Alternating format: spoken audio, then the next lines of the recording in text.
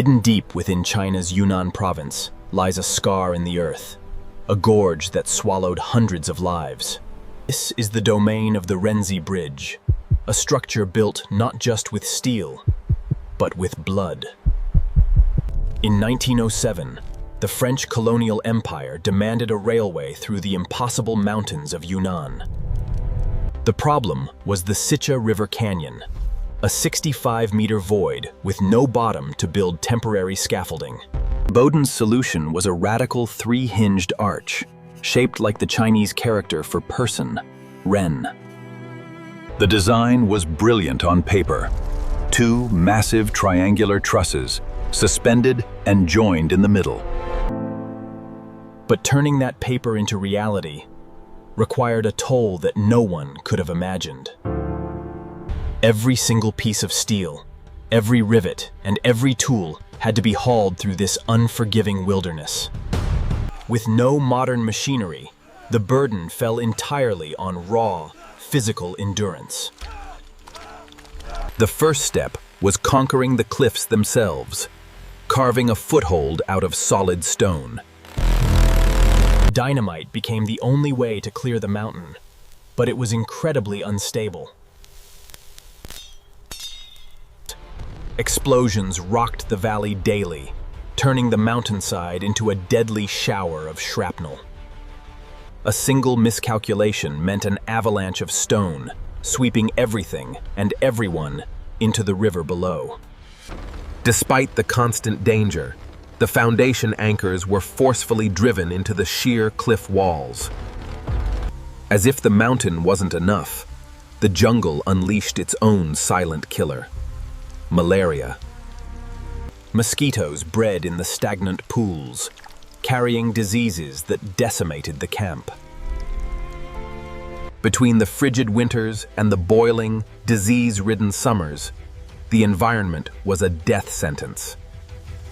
The local saying was born from this nightmare: one sleeper, one life.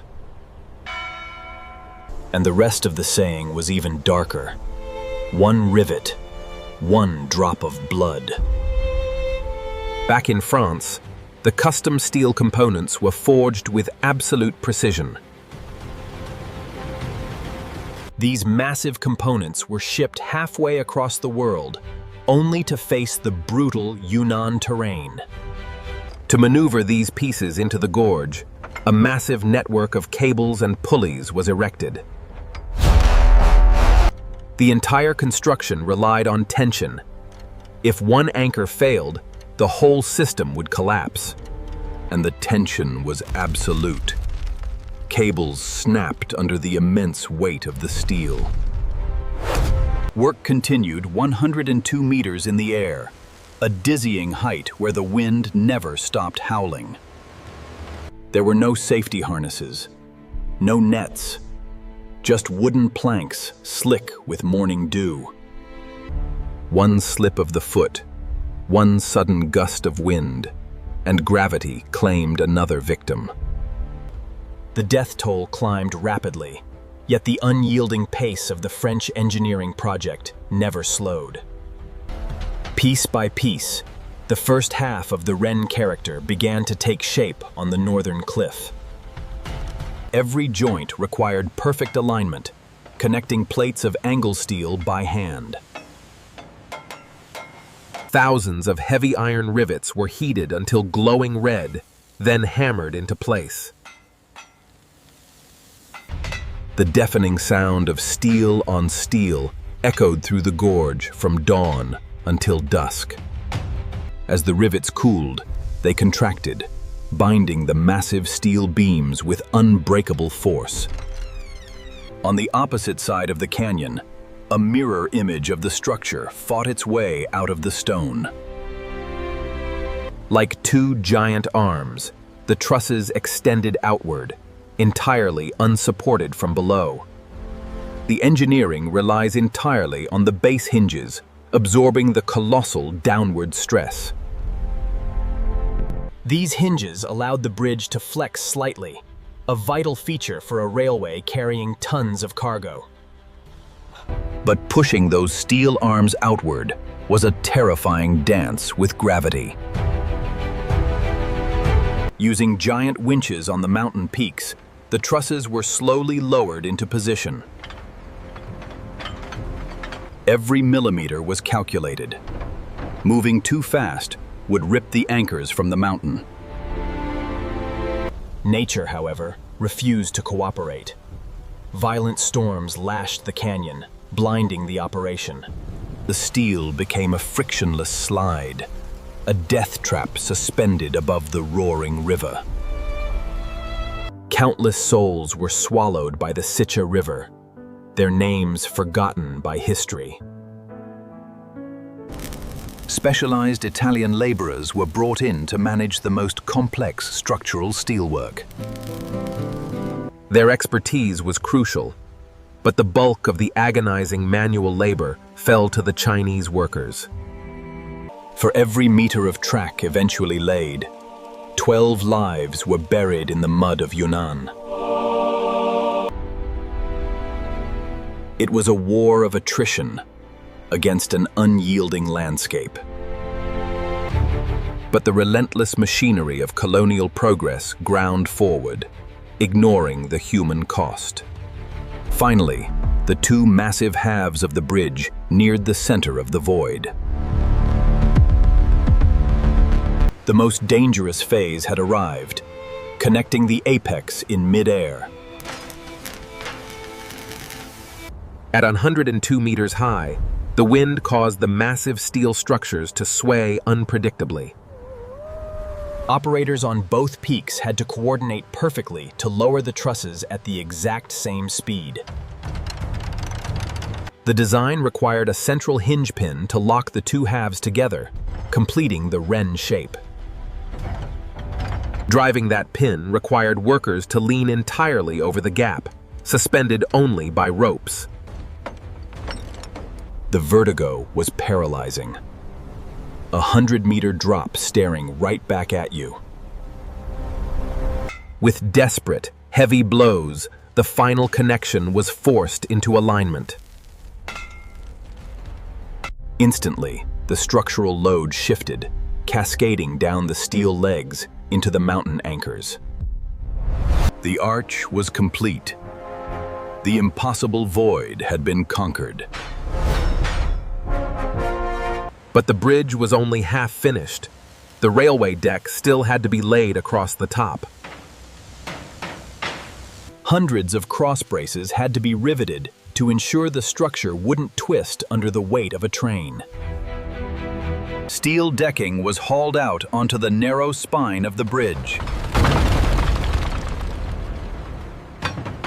Every heavy wooden sleeper placed over the drop was another reminder of the lives lost hauling them. Then came the rails themselves, 50-pound lengths of cold steel locking the bridge into the railway network. Spike by spike, the Yunnan-Vietnam Railway forged its path across the sky. By late 1908, the Wujazai Railway Bridge, the Renzi Bridge, stood complete. It was a masterpiece of French engineering, hailed by the Times alongside the Panama Canal. But the plaque bore no mention of the 800 Chinese laborers who watered the valley with their blood. The true foundation of the bridge was not stone and steel, but unimaginable human sacrifice. Soon, the first steam trains roared across the gorge, carrying colonial wealth out of Yunnan. The bridge held firm, its genius design absorbing the massive vibrations of the heavy locomotives. For decades, it remained a vital artery of commerce and transport. But beneath the roar of progress, the silent reminders of the past lay buried in the mud. One rivet, one drop of blood. A phrase that haunts the canyon to this day.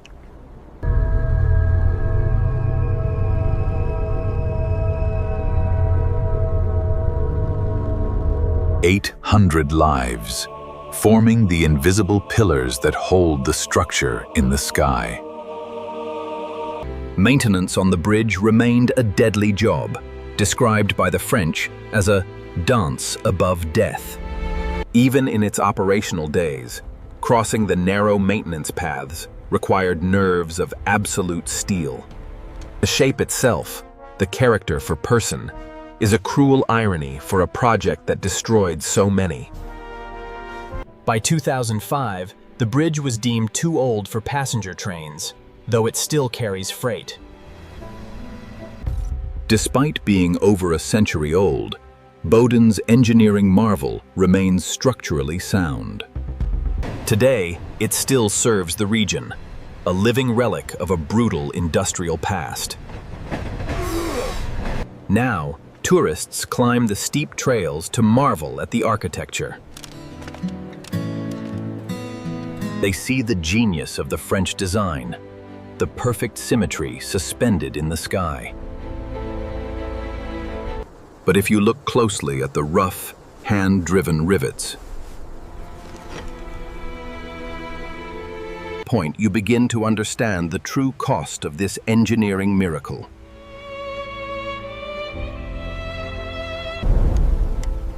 To truly appreciate the Renzi Bridge, we must look back to the agony of 1907. Before the steel, there was only the impossible barrier of the earth.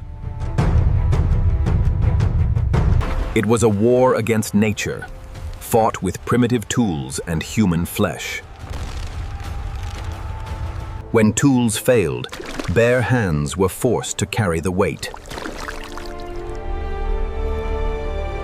The shadows of those who fell into this gorge are forever cast upon these steel beams.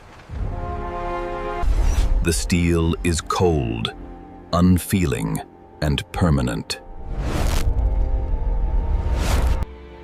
In 2006, China recognized the site as a National Key Cultural Relics Unit. A protected monument, not just to engineering, but to the blood of the ancestors. The Person Bridge stands tall, a testament to what human beings can achieve. And a grim reminder of what humans are willing to sacrifice to achieve it. Technically, the three-hinged arch is a masterclass in load distribution. The hinges flex, breathing with the weight of the trains, keeping the rigid steel from snapping. Yet, the genius of the machine completely disregarded the fragility of the men who built it. Today, nature slowly tries to reclaim the steel. Vines crawl up the stone anchors, attempting to pull the structure back into the earth. But the French engineering holds firm, locked in a century-long stalemate with the jungle. As the sun rises over Yunnan, the bridge glows like a monument of fire. The tracks lead away into the dark, carrying the stories of the dead with them. An endless journey through the mountains, paved entirely with tragedy. If we could undo the past, would the cost still be justified? A few strokes of a pen in Paris dictated the deaths of hundreds in China. The river below continues to rage, washing away the sins of the past.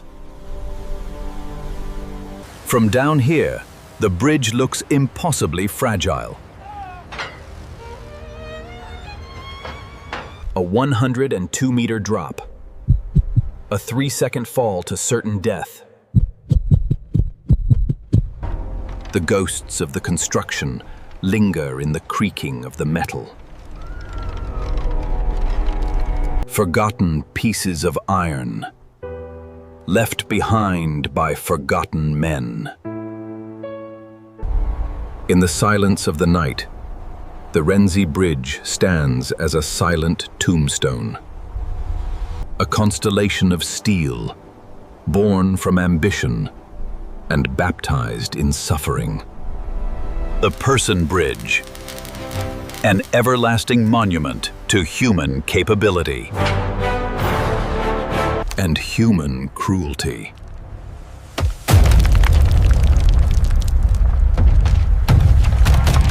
This was the Wujiazai Railway Bridge, China's most tragic engineering miracle.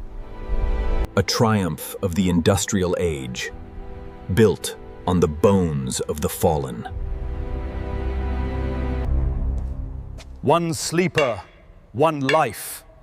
One rivet, one drop of blood.